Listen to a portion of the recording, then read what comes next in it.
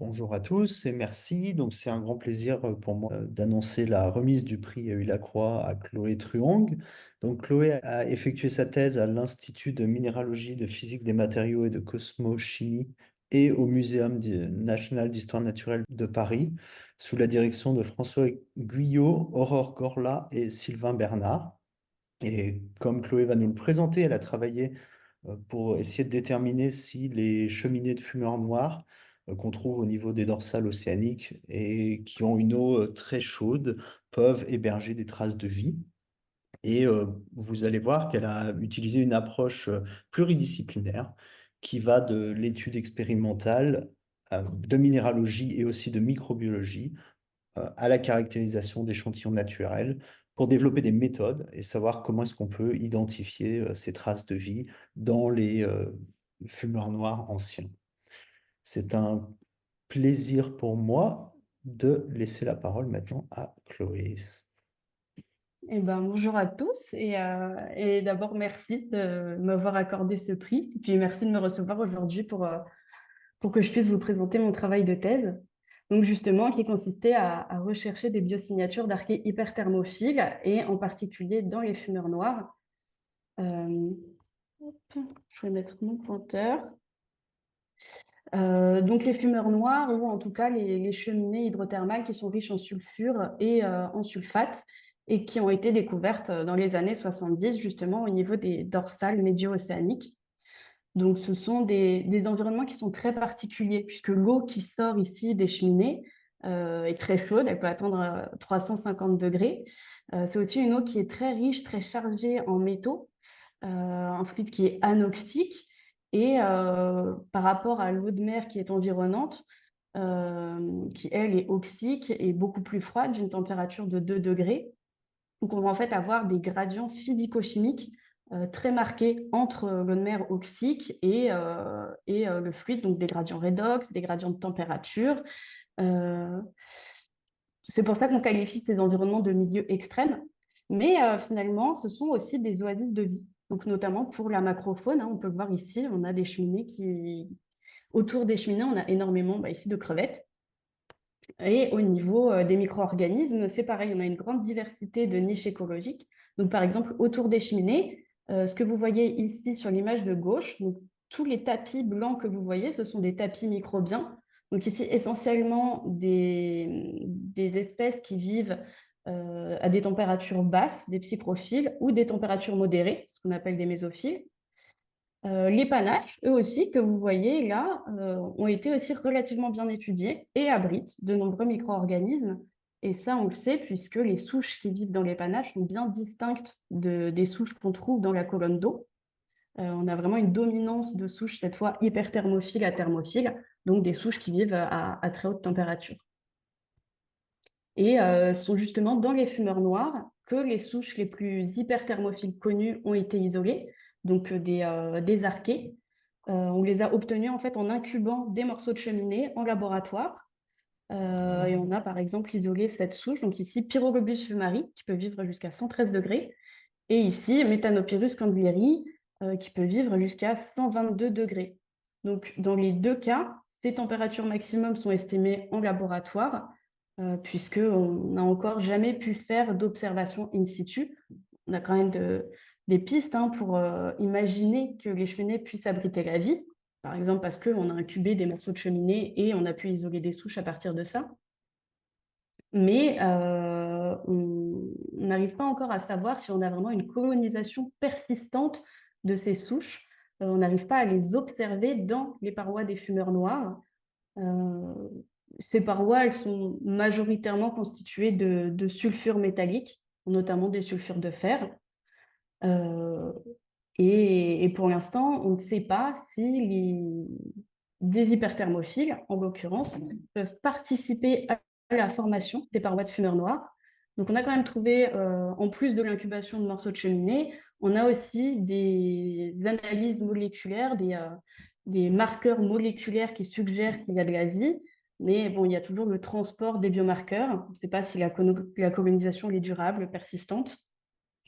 Et puis, la question qui se pose aussi, c'est pas si les micro-organismes, les hyperthermophiles, joue vraiment un rôle biogéochimique dans la formation des fumeurs noirs, dans la précipitation des sulfures de fer, ce qui participe à la construction des cheminées.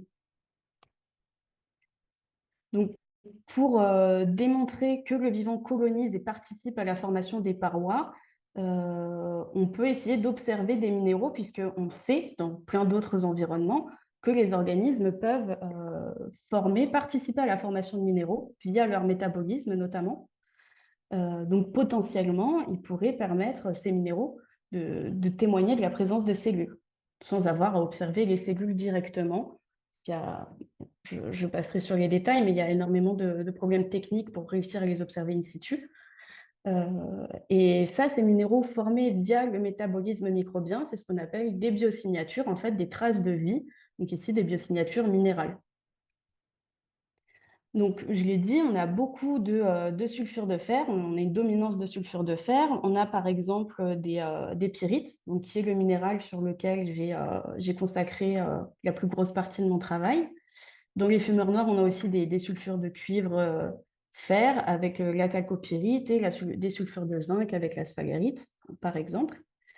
Et notamment, au niveau de la périte, on sait donc, dans d'autres environnements que les micro-organismes peuvent participer à la formation, mais se pose maintenant la question de savoir si c'est aussi le cas dans les fumeurs noirs. Et pour répondre à cette question, donc évidemment, il faut étudier et caractériser des sulfures de fer naturels qu'on trouve dans des échantillons naturels de fumeurs noirs. Donc ça a été le premier axe de mon travail. Mais maintenant se pose la question de l'origine de ces sulfures de fer. Est-ce qu'ils sont d'origine biologique ou strictement abiotique? Et est-ce qu'on peut même faire la différence entre les deux? Donc c'est pour ça que j'ai mené une approche expérimentale double. D'une part, j'ai étudié des sulfures de fer biogéniques, c'est-à-dire vraiment formés en présence de vivants par la biologie de manière sûre, donc en fait qui ont été produits via des cultures d'hyperthermophiles. Et puis d'autre part, j'ai réalisé des synthèses abiotiques de sulfure de fer. Et ces trois types de sulfure de fer, je les ai analysés selon la même méthodologie. D'une part, j'ai étudié la morphologie, à travers de la microscopie électronique à balayage. Je me suis intéressée aussi à la microtexture des pyrites grâce à la microscopie électronique en transmission. Et puis, au-delà des outils minéralogiques, j'ai aussi utilisé des outils pour détecter et caractériser potentiellement la matière organique qui pourrait se trouver dans ces pyrites. Donc, par exemple, avec la mesure du carbone total et puis surtout avec la spectroscopie d'absorption de rayons X au seuil ici K du carbone. Et on appelle ça SIXM XANES. Et en fait, le XANES, ça va vraiment nous permettre d'explorer l'environnement électronique autour des atomes de carbone, ce qui va nous renseigner en fait la nature chimique, la structure moléculaire. Donc, on va pouvoir connaître la spéciation du carbone. Ça nous permet vraiment de caractériser la matière organique. Donc, par rapport au premier axe, l'étude des sulfures de fer dans les environnements naturels, donc j'ai eu la chance d'avoir des échantillons qui proviennent de deux campagnes qui ont été menées par l'IFREMER, donc à savoir la campagne phare qui a été réalisée ici au niveau de la dorsale pacifique, sur ce point précisément, 13 degrés nord. Donc ça, c'était une campagne qui a été menée en 2002. Et une autre campagne, la campagne BICOS 2, au niveau de la dorsale médio-atlantique. Et cette fois, une campagne plus récente menée en 2018. Donc ici, vous avez un échantillon qui provient de la campagne phare. Donc il s'agit en fait d'une coupe horizontale d'une cheminée. Pour vous la représenter dans l'espace, imaginez que le fluide en fait circule vers vous de ici la partie intérieure en rouge de la cheminée. Et puis en bleu, là, à droite, vous avez la partie externe au contact de l'eau de mer. Et sur cette coupe horizontale, j'ai réalisé une cartographie chimique. Donc, on a le soufre en jaune, le fer en rouge, silicium en bleu et le cuivre en cyan. Et je me suis demandé déjà où est-ce qu'on pouvait localiser les pyrites dans cette coupe de cheminée, dans la largeur, l'épaisseur de la cheminée. Donc logiquement, les pyrites, elles nous apparaissent en orange. On a des petits points orange ici vers l'intérieur. On en a aussi à l'extérieur. Bon, donc, l'échelle, elle est très grosse, mais on voit des petits points ici, ici. Donc en fait, on constate qu'on a des pyrites dans les parties internes, externes. On en a dans toute la largeur de la cheminée. Maintenant, on peut essayer de les regarder à petite échelle. Pour ça, j'ai utilisé la microscopie électronique à balayage. Et si on regarde les pyrites, donc là, on change d'échantillon, on passe sur la campagne BICOS 2, donc sur le site TAG, pour Transatlantique Géotraverse. Donc si on regarde les pyrites trouvés à l'intérieur de la cheminée, dans la portion la plus interne, on a vraiment des gros cristaux cubiques qui mesurent environ une centaine de micromètres. Ça, c'est vraiment, ça témoigne vraiment d'une précipitation à haute température. C'est ce qu'on s'attend à trouver dans des portions supérieures à 250 degrés qui sont au contact direct avec le fluide hydrothermal. Et dans les portions externes, on trouve également des pyrites ici, des cristaux en forme de sphérules de 2 à peu près à 5 micromètres, qui sont piégés dans une matrice de sphalerite avec des grains irréguliers. Et ça témoignerait plutôt de refroidissement, de recristallisation, en fait, de fortes variations de température, pouvant aller de 250 jusqu'à 2 degrés. Bon, donc, on a déjà des différences au niveau de la morphologie entre les pyrites qu'on trouve à l'intérieur et celles qu'on trouve à l'extérieur. Maintenant, on peut s'intéresser aussi à la texture. Donc, pour ça, on a réalisé des lames, des coupes ultra fines que vous voyez juste ici. Donc, on a coupé dans cette grosse pyrite cubique. Et on a regardé la lame en microscopie électronique à transmission et on se rend compte qu'on a finalement une pyrite monocristalline avec quelques défauts cristallins. Très bien. Et si on compare ça avec les pyrites de la portion externe, donc pareil, on a réalisé des lames ultra fines, on voit ici nos pyrites avec une forme de sphérule, de boule. En bas, la matrice de sphalerite. Et je vais en particulier vous montrer les résultats de cette lame-ci. Donc, première chose qu'on voit, ici on a notre pyrite en orange et la sphalerite ici en vert. Première chose qu'on voit, c'est que la pyrite, là aussi, est monocristalline. Mais si on zoome sur la microtexture, même la nanotexture de cette pyrite, on se rend compte qu'on a des sous-domaines, des domaines cristallins avec une orientation commune. Et on a en fait un monocristal mosaïque qui présente a priori des signes de recristallisation. Et si on zoome encore, je vous les ai mis ici, si on zoome encore, on peut éventuellement voir des sous-domaines encore plus petits, mais là, c'est plus compliqué de faire la distinction entre de véritables domaines cristallins ou simplement des traces des effets, par exemple, des déformations liées à la pression ou autre. Bon, mais en tout cas, ces sous-domaines ici, on a vraiment un cristal mosaïque. Et si on s'intéresse à la matière organique qu'on trouve dans ces pyrites, donc ici avec la spectroscopie d'absorption X, donc on est venu en fait regarder la matière organique à l'intérieur de nos pyrites. On a ici le spectre rouge qui correspond à la matière organique présente dans la pyrite interne, ici dans nos deux sphérules de la portion externe, et à titre d'exemple, je vous ai mis deux spectres de matière organique qui provient de bactéries. Bon, donc chaque pic que vous voyez ici, ce sont des caractéristiques d'absorption. Donc en fait, on explore l'environnement local. Là, par exemple, on a un pic qui correspond aux aromatiques. Donc on voit que dans la portion interne, on est vraiment dominé par les aromatiques et ici les carboxyliques. Bon, difficile d'en déterminer l'origine puisqu'on a uniquement deux groupements et ça peut être que ce soit des hydrocarbones, de la matière d'origine biologique recuite. Bon, difficile d'en déterminer l'origine. Au niveau de la portion externe, on a encore une dominance d'aromatique et de carboxylique, mais cette fois, on a beaucoup plus de caractéristiques d'absorption. on a des liaisons carbone-soufre, on a ici des aliphatiques et on a le pic des carboxyliques ici qui présente une asymétrie et qui pourrait éventuellement témoigner de la présence d'amide. Encore une fois, c'est difficile d'en déterminer l'origine. Est-ce qu'il s'agirait de matériel biologique thermiquement altéré?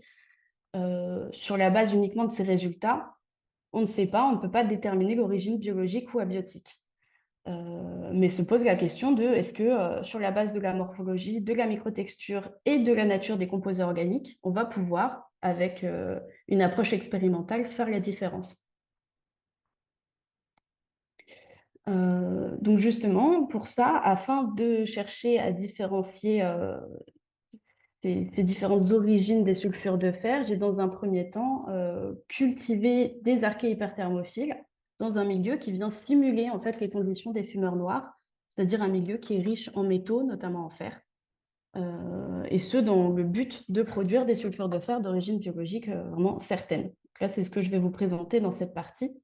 Et puis ensuite, j'ai comparé ces sulfures de fer biogéniques avec des synthèses abiotiques de pyrite. Ça, je le présenterai juste après.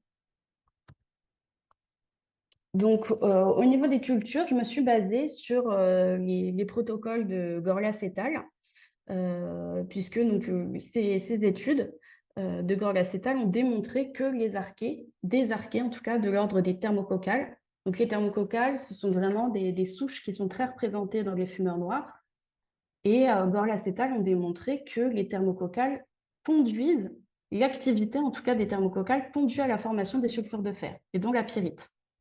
Et parmi les thermococcales, on a cette souche-ci, Thermococcus codacarensis, qui est vraiment une souche, un organisme modèle. C'est particulièrement facile de travailler avec, euh, si ce n'est que ces archées se cultivent en conditions strictement anoxiques, donc en boîte à gants ici, et elles ont des conditions de croissance, donc une température optimale de 85 degrés et un pH de 7. Donc, toutes ces cultures d'archées, la particularité, c'est que je les ai faites dans des bombes réactionnelles en titane. Et ça permet d'assurer une continuité si on veut réaliser des expériences à plus haute température, puisque ces bombes-ci peuvent supporter une température jusqu'à 300 degrés. Ça permet vraiment des expériences d'altération thermique. Euh, Également, cette souche elle a un métabolisme fermentaire assisté par la réduction du soufre élémentaire. Donc, je ne vais pas vous détailler tout le milieu de culture. Sachez juste qu'il y a des sels, des phosphates, également des composés organiques, puisque notre souche fait de la fermentation, et également du soufre élémentaire, donc, que j'introduis dans le milieu sous forme de particules de soufre. Et initialement, je réduis aussi mon milieu de culture avec une certaine concentration de sulfure de sodium. Et puis, ce que je fais, c'est que dans un premier temps, donc, je cultive mes archées jusqu'à avoir une certaine concentration cellulaire que je vais contrôler. Et une fois que j'ai ma culture qui est prête, là, je leur balance du fer 2 sous forme de sulfate de fer pour mimer en fait le pulse hydrothermal. Euh, Et donc, dans les expériences de Gorlas et al., il s'est avéré qu'on formait des sphérules de pyrite à partir de 96 heures, donc à 85 degrés, qui est la température optimale de croissance des cellules. Donc, toutes mes expériences ici, je les ai faites à 96 heures. Euh, et si on s'intéresse de près aux pyrites biogéniques, voici à quoi elles ressemblent. Donc, en fait, on voit qu'on a des sphérules submicrométriques qui ont une gamme de taille finalement assez proche de celle des cellules. On a également une morphologie similaire, puisque nos thermococcales, elles ont une forme de cocoïde.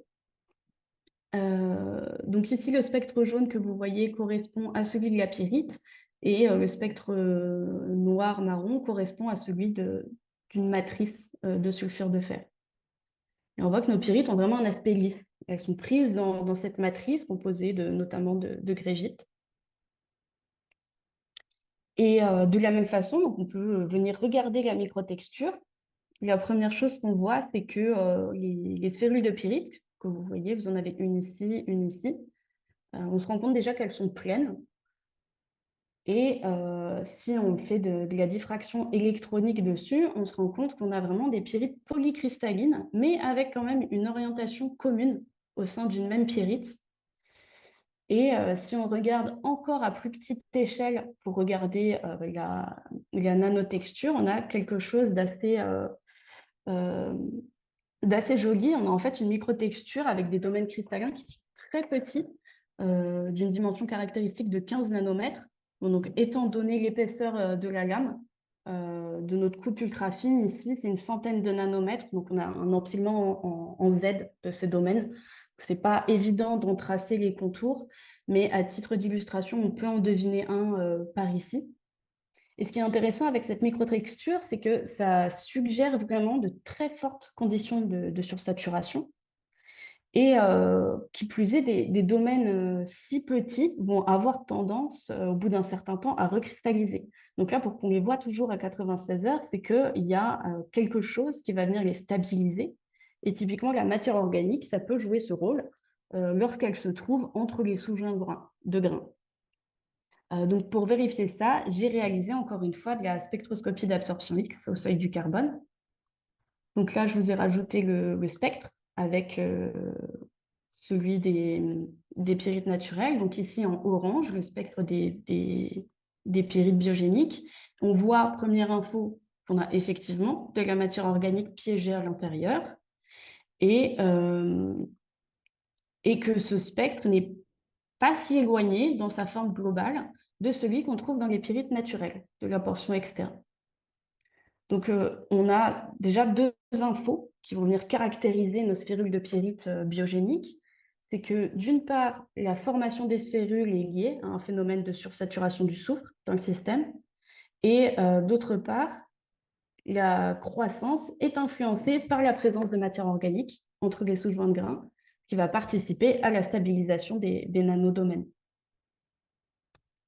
Donc, si on récapitule un petit peu ce que nous a apporté ces expériences avec les cultures, donc on voit que la réactivité du soufre, en fait, elle est directement contrôlée par les cellules. Et pour preuve, c'est que j'ai fait aussi des témoins abiotiques en parallèle, des témoins négatifs.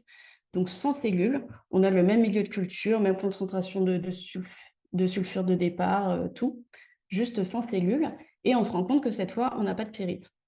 Donc en fait, nos cellules, quand elles sont métaboliquement actives, elles vont produire des sortes de petites vésicules extracellulaires qui contiennent du soufre sous forme de colloïdes, donc un soufre qui est très très réactif.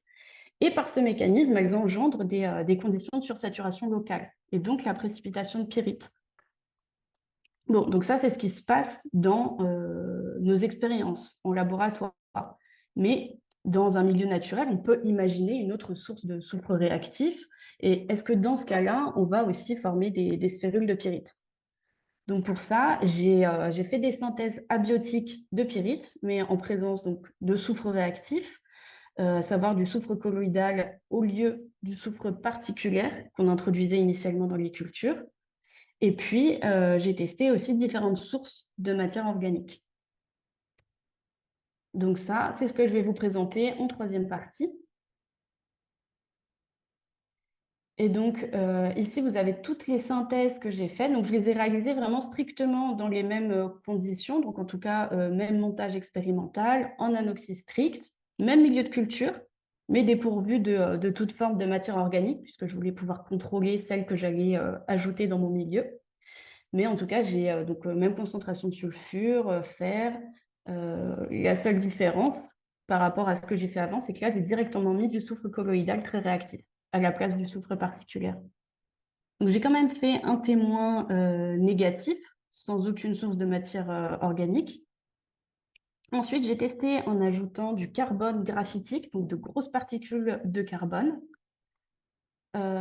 J'ai ensuite ajouté dans un autre témoin de la levure et de la tryptone. Donc ça, c'est la matière organique que j'ajoutais au départ dans mes cultures pour nourrir mes cellules, en fait.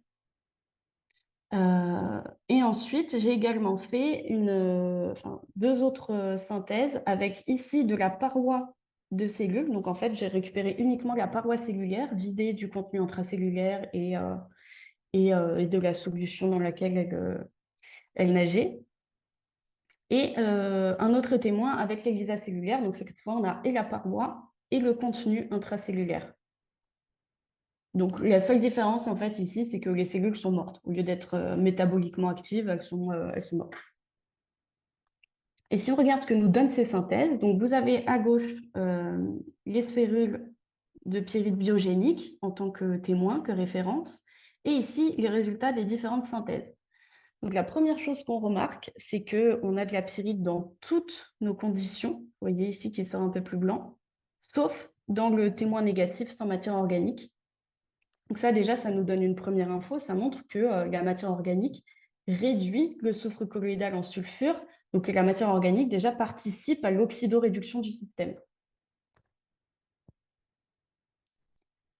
Ce qu'on voit aussi, donc au niveau de la morphologie globale de nos pyrites, donc avec du carbone graphitique, on obtient des sortes de petites pyrites octaédriques avec ce que j'appelle moi une morphologie en rose des sables, qui font à peu près 1 micromètre. Avec la levure et la tryptone, on obtient des objets similaires, mais d'une taille un peu plus grosse. Avec uniquement les parois cellulaires, là on le voit au niveau de l'échelle, donc on a des pyrites pareils en forme de sphérules, mais qui sont cette fois d'une taille assez massive, qui peuvent atteindre jusqu'à une dizaine de micromètres. Et avec nos LISA, on a des pyrites ici qui font aller environ 5 micromètres d'aspect non lisse. Et donc, la morphologie, déjà, c'est une chose, mais on va essayer de les caractériser à plus petite échelle, de regarder la microtexture. Donc, encore une fois, vous avez les sphérules de pyrite biogénique ici à gauche. Et ce qu'on voit, c'est que toutes nos synthèses, en plus d'avoir une morphologie différente, ne donnent pas non plus des pyrites avec les mêmes caractéristiques microtexturales. On a des domaines cristallins qui sont systématiquement bien plus gros, allant jusqu'à plusieurs centaines de nanomètres, pour, jusqu'à une centaine de nanomètres, pardon, pour le carbone graphitique. Au niveau de levure tryptone, pareil, on a des domaines cristallins beaucoup plus gros, idem ici. Et finalement, euh, les seuls pyrites à nous donner une microtexture assez similaire, donc pareil, à tel point que des domaines cristallins qui sont si petits que c'est vraiment difficile de les voir ici sur une gamme de plusieurs d'une centaine de nanomètres d'épaisseur. Donc ce sont les pyrites formés en présence de l'ISA cellulaire. Donc, je l'ai dit, en fait, la seule différence de cette synthèse, c'est que les cellules sont mortes au lieu d'être vivantes. Donc en fait, on va vraiment simuler un environnement vivant, puisqu'on introduit exactement les mêmes composés qu'en présence de cellules vivantes. On a notamment les mêmes vésicules de soufre qui contiennent du soufre extrêmement réactif. Et a priori, ça c'est vraiment nécessaire d'avoir ces deux ingrédients, d'avoir les deux ingrédients, donc à la fois de la matière organique qui va permettre de réduire le soufre colloïdal en sulfure. On voit que le sulfure de sodium de départ ne suffit pas pour produire nos pyrites.